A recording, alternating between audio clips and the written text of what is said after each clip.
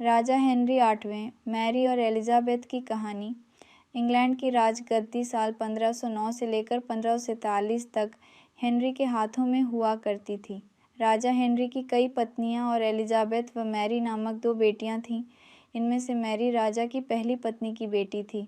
राजा Henry को Mary ज़्यादा पसंद नहीं थी, इसलिए वो उसके साथ बुरा व्यवहार करते थे।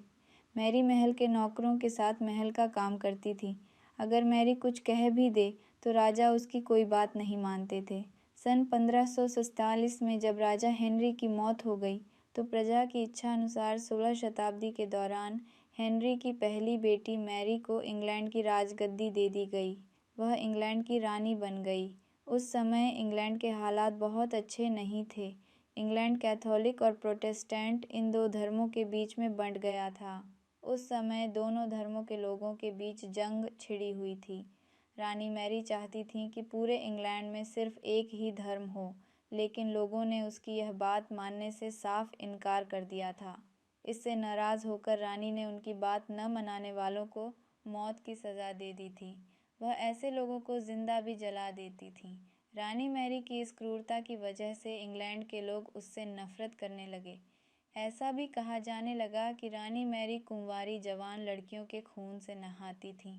उसका मानना था कि उनके खून से नहाने से वह ज़्यादा दिनों तक जवान रह सकती हैं। कुछ सालों बाद रानी मैरी ने शादी कर ली और कुछ समय बाद इंग्लैंड में एक खबर आई कि रानी मैरी गर्भवती हैं और जल्द ही उनके राज्य को उनका नया राजा भी मिल जाएगा।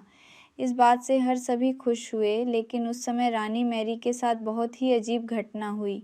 उनके गर्भ से किसी भी बच्चे का जन्म नहीं हुआ, बल्कि कुछ ही महीनों के बाद रानी मैरी का पेट फिर से सामान्य हो गया। वहाँ के ओझा लोगों ने अपनी तंत्र विद्या से बताया कि रानी मैरी के गर्भ में कोई बच्चा नहीं बल्कि एक भूत आकर निवास करता है। कुछ समय बाद फिर रानी मैरी के गर्भ में वही भूत आकार रहने लगा और वह फिर से गर्भवती हो गई।